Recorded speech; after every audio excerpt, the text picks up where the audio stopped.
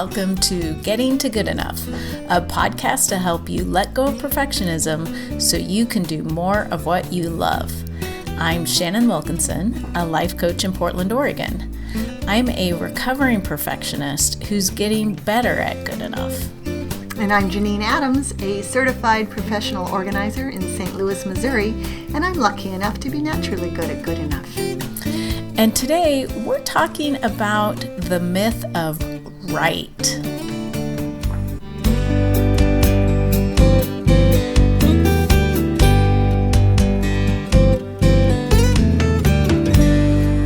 Janine. Hey, Shannon. How you doing? I'm good. How are you? I'm good. It's a beautiful day in St. Louis. It's like 80 degrees. The sun is shining.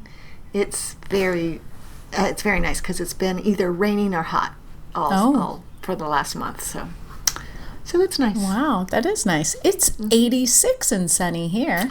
Oh, warmer in Portland than in St. Louis. You should come for a visit. That disparity will last for just the time it takes you to get here. Right. And then, all bets are off. Right. Yeah. My visiting St. Louis window is closed for a few months, I think. You don't want to come here on a knee scooter?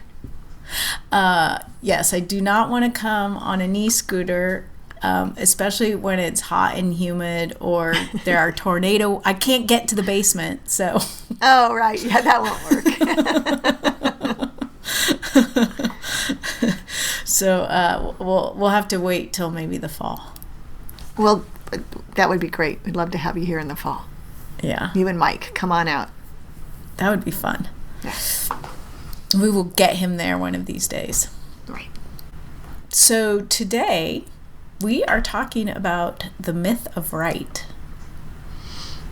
It's another one of those topics that sounds kind of tantalizing and mysterious to me. Does it? A little bit. Yeah. Well, the idea behind this topic is how a lot of times what sort of fuels perfectionism is this belief that, there's a right way to do something. And a wrong way, presumably. Yes. Or everything else is wrong, perhaps. Yes, there's a right way and then every other way. Which just reminds me, I know someone who worked for McDonald's once, and they, on their first day, they were told, there's the McDonald's way and the wrong way. Oh, my. I don't know if that's still how they train people, because I think that probably would have been in the 70s that was the training motto. But so the idea is sort of the same in that there is not actually, there are ways that are better than other ways. There are ways that are more useful. There are ways that are easier. There are ways that get the results you want. But I think the more we can get away from thinking about right and wrong, the easier it will be for us to let go of these perfectionistic ideals that hold us back. Well, that makes a lot of sense. It seems to me like there's a lot of gray area between wrong and right. Yes. In the realm of good enough, right? So right. If we can think about it's not black and white in that way. Yes.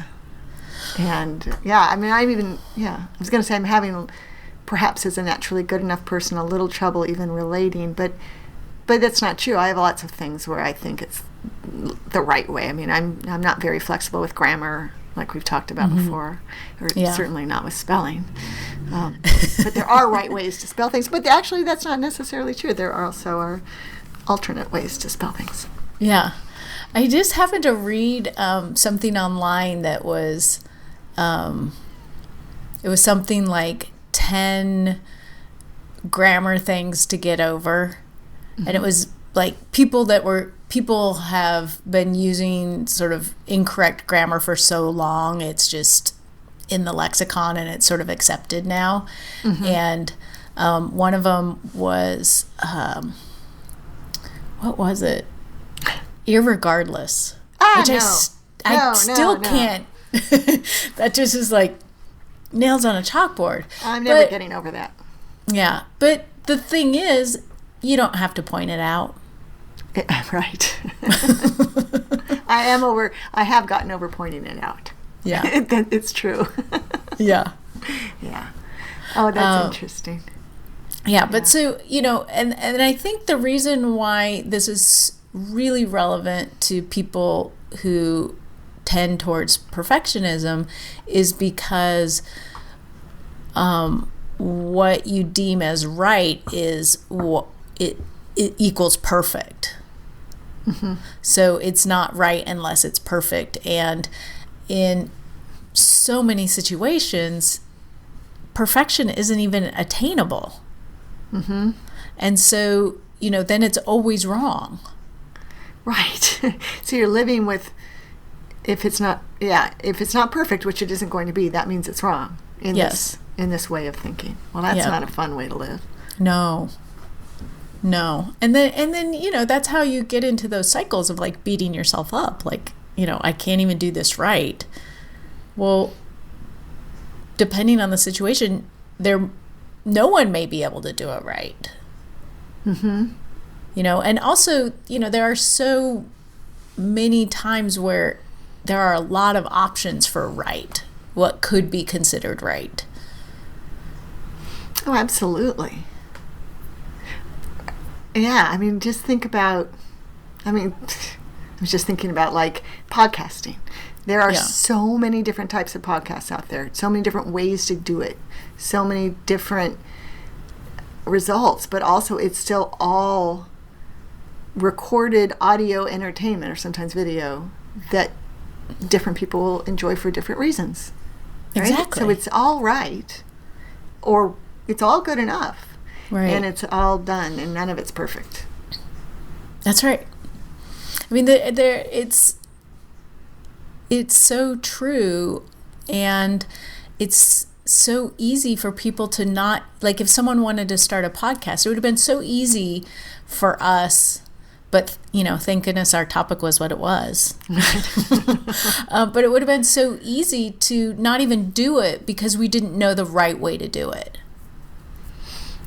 Correct. Absolutely. I'm trying to stop myself from saying right as a response to this. Yeah. Correct. There isn't a right way, and it could have been paralyzing. Yeah. And exactly. Also that sort of seems like that means people maybe think all or nothing. Like if you, like, the thing that just popped into my head thinking about like my clients is, I want to know the right way to handle my mail. And I usually say, as I'm sure I've said on the podcast before, if you do nothing else, don't throw away the junk mail immediately. So that's a small thing that you can do that reaps huge benefits, even if you're not handling the rest of it perfectly or the right way, or a way that feels complete. You could do the rest of your mail once a week, but on a daily basis, get rid of the detritus, and you're on your way. And that's not necessarily textbook, but it works.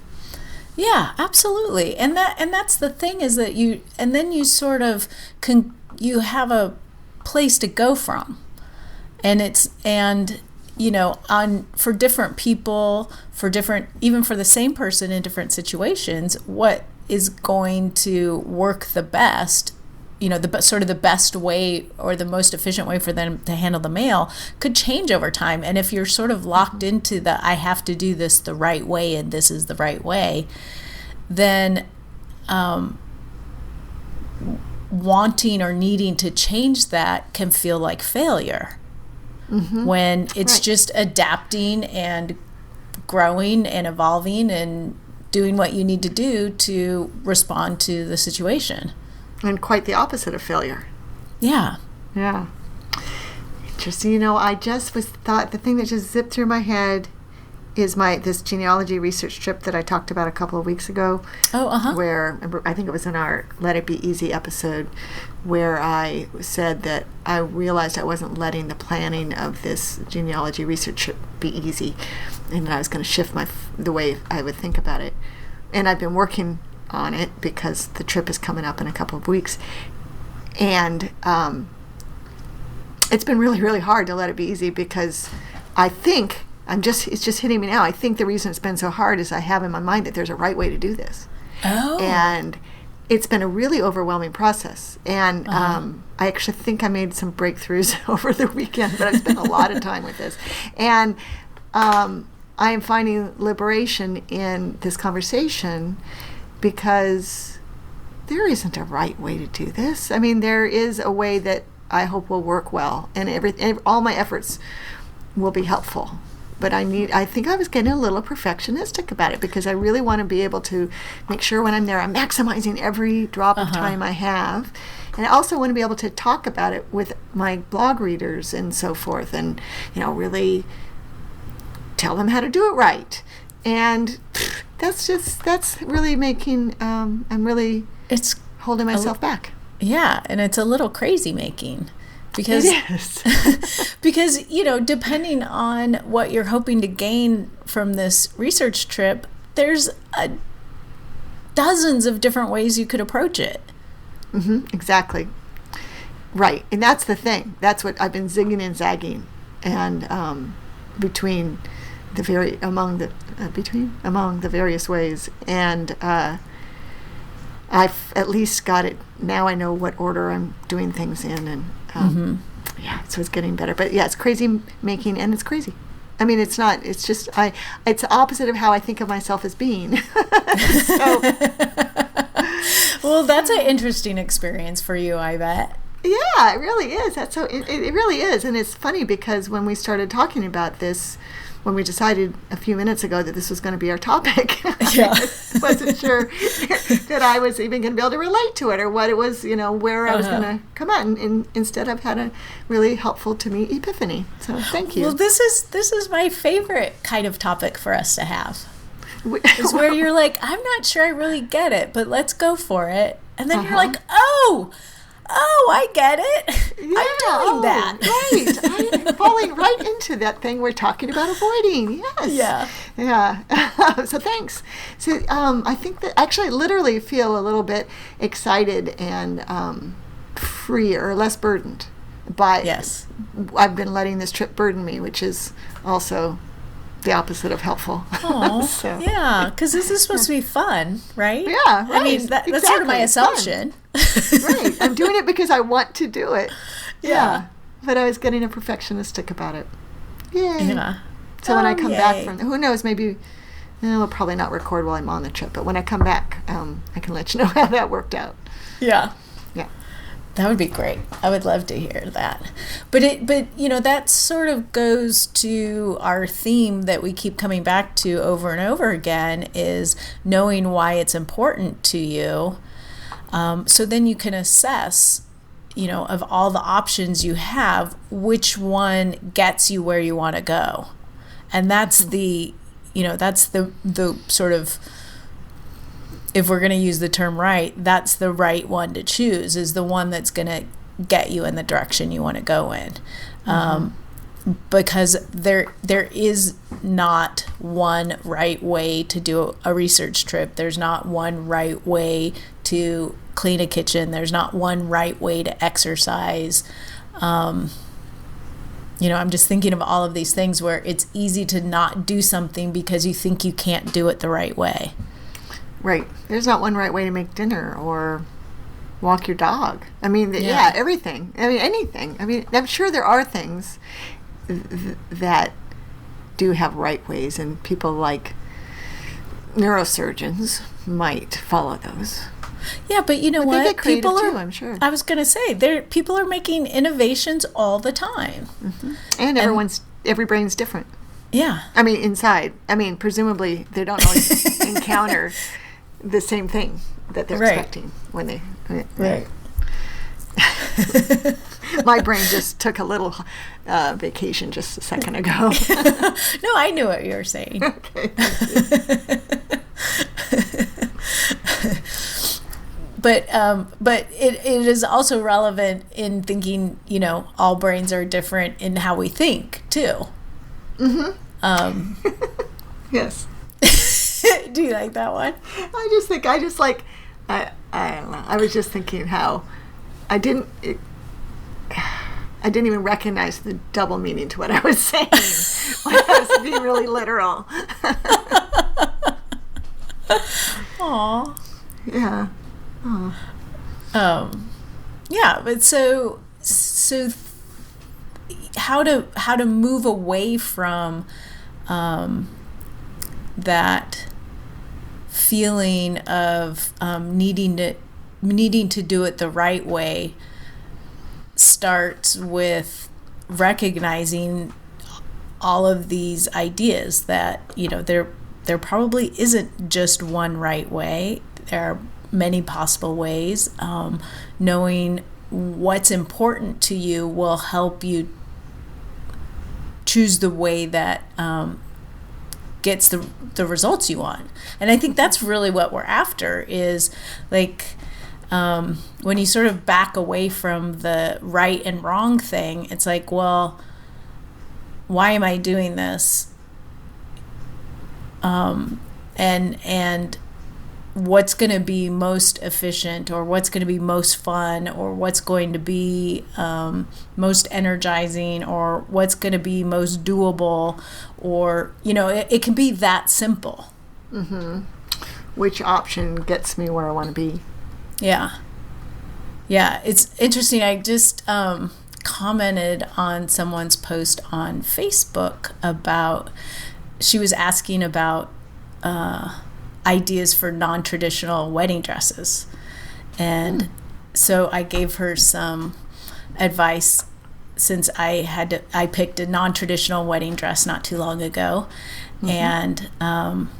And then we had a little bit of exchange, and the thing that I told her, said the problem with sort of a non-traditional wedding anything is that you all of a sudden everything becomes possible. Right. And so then it can get really hard to make decisions.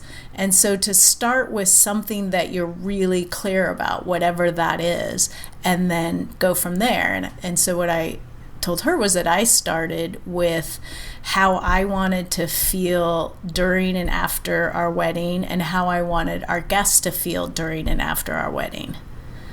And then I let all of my choices be dictated by, you know, when I came up with a really clear feeling of like, you know, what's the one way I want people to describe our wedding after the fact?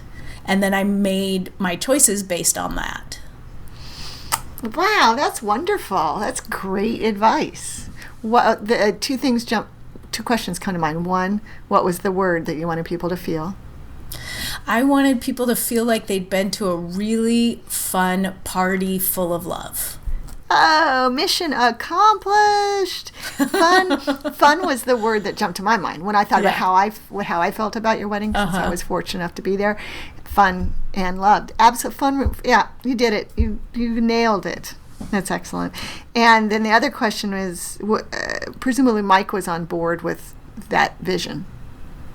Yeah. Or did you just get absolutely. to make all the decisions? Okay. Well, I made most of the decisions, but I said, you know, I told her, I said, this is the feeling that I want to have. I want it to be this fun party. I want it to be really, you know, personal, but not like, I don't want to veer into cheesy personal, you know, like Mike plus Shannon stuff, you know, like not like that. But I just want it to be like a room full of love. And this fun party. And he's like, I'm down with that. And then I would show him stuff, and he'd be like, he'd either have an opinion or he'd be like, whatever you want. And mostly he didn't really care. And then at the end, he was like, he's not very good at sort of taking parts and visualizing the whole. And he's like, I didn't really get how that was all going to come together, but it was perfect. He's like, that was exactly what I wanted. Oh, isn't that nice? Yeah. But that I bet starting your Facebook friend appreciated that. She did. Advice. Yeah. Yeah. But that's how I ended up picking my wedding dress. I thought about how I wanted to feel in my wedding dress. Well, that wedding dress, which was, what do you call the color of that dress? Is there a special word for it? Well, it's a little more blue than, a lot of people call it teal, but it's a little more blue than teal. A little less green, a little more blue. Yeah, I'm color challenged, but I would never call that dress teal. But No. it was a beautiful dress, and it was definitely a non-traditional color. Yeah. Well, I think they called it lapis. Oh. But it's not really quite lapis either. No. Lapis is more blue and it has a little bit of green in it. But, our house is now painted the same color. I know your house is beautiful. And did you take the wedding dress to the paint store? I did not. My husband did. Mike, I know you're listening. You're coming across pretty fine here, I think. I know he is. And this is not just like cherry picking like good things he's done. This is just like how he is.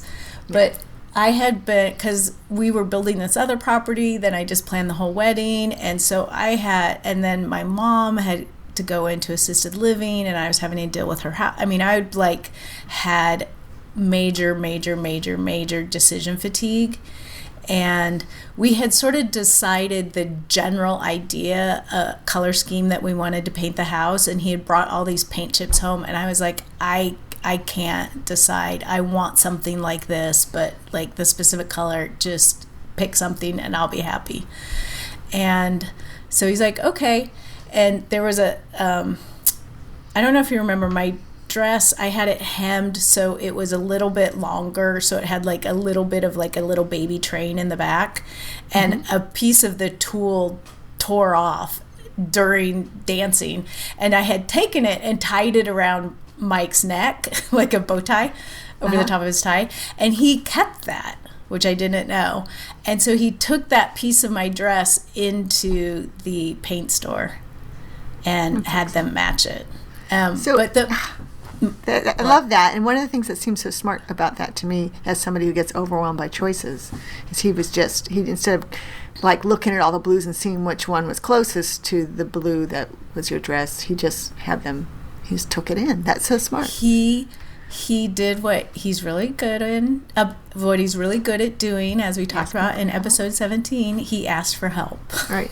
Yeah. And he also, I thought it was so brilliant because he knew I would like that color. Right. Yeah, it was really smart. But so my whole point in bringing that up was that that paint color is called Under the Stars. Oh, that's wonderful. Yeah. So whatever that means. Oh, yeah. It does seem like a blue, though. Under the Stars sounds blue somehow. Yeah. Yeah. Well, that is an untraditional way to select house paint as well. Yes. And there is no one right way to do that either. No. I know I did that. Unwittingly, I just gave a whole bunch of examples of a whole lot of different ways to do things that aren't the traditional right way to do them. Right. And yet, great happiness and success has resulted. So true. Yeah. I love looking at our house. Yeah, I did too. It stands out. It looks so nice. It looks so nice in your neighborhood, and yeah, I bet your neighbors love it. Mm-hmm. They do. It's so funny. Our neighbors across, this is a total aside, but we do tangents. Our neighbors across the street just got their house painted, and it used to not be attractive at all. It was like this sort of bright yellow with bright blue trim. Mm-hmm. And I was super happy that they got it painted before I had my surgery, because the two couches that we have a couch in the family room and then a couch in the living room, and both look out the same front window that looks at that house. And I was super happy that I got to look at their beautiful newly painted house while recovering, instead of the really, really awful colored house. Right. Do you still have a porta potty to look at when you look out your window? I have no idea. Oh, well, it's become invisible. I thought you were asking me about something from my recovery. I was like, I didn't ever have a porta potty. I was talking about the one that's right outside your window across the street. I have no idea. The mysterious porta potty that appeared in your neighborhood. Yeah. No one's laid claim to it except, well, we think that maybe all the UPS and delivery drivers got together and put it in. Yeah. So far, they're the only ones using it, huh? Yeah. Oh, that's funny. Yeah. And I can't see right now because I'd have to stand up to look, and I have my leg all propped up, and we don't want that. Too much work. Right. Yeah, but I think that there was one other thing I wanted to say about right and wrong. But sort of, I guess the idea of releasing yourself from this notion of needing to get something right is a huge step to letting go of perfectionism. Mm-hmm.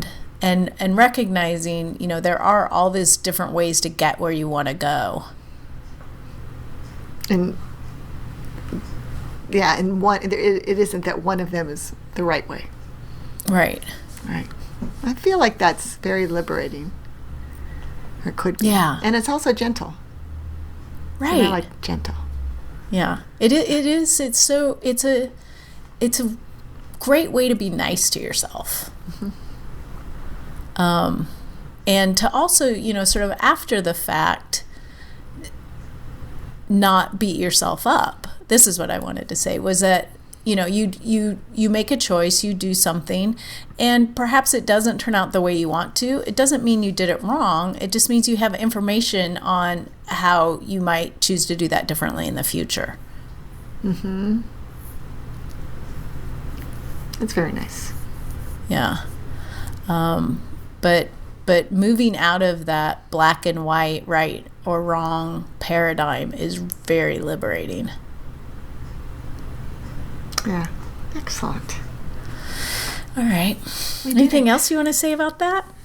No. It's like, I thought this was going to be a super short episode, but it isn't. It's a teeny bit shorter than normal. Right. No, I think that's great. And I got a personal benefit, so I'm happy. You're done. Yeah. I got what I needed. I'm out of here. I like how, secretly, this is all about, helping you find the things where you're stuck that you didn't realize were about perfectionism. Right. Yeah. Look. I mean, it's only happened a couple of times, but it's sort of exciting when it does. Oh, that's nice. That's good. Yeah. Yeah. But that's something I think we should talk about in the future, is that, we're all not one or the other. Correct.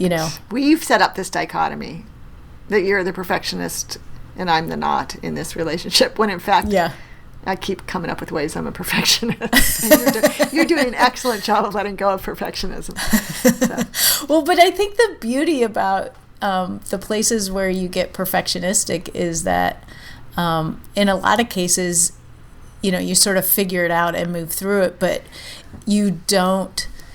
it's not a label that sort of haunts you or makes you feel bad. Mm-hmm.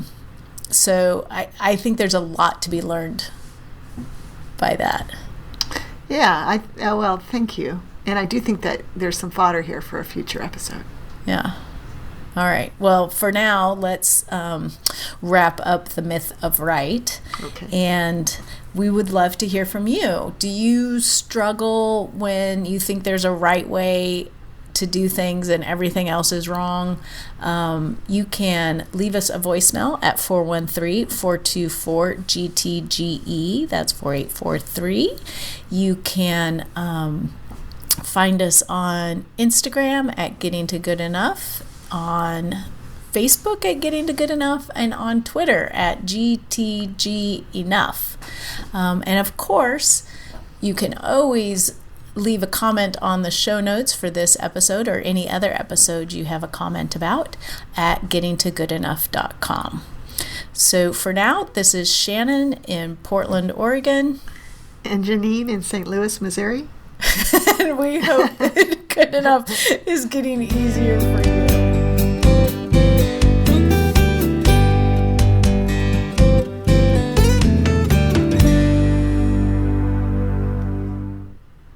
I figure everyone knows us well enough. We don't need last names anymore. So we're on a first name basis with our listeners. Yeah.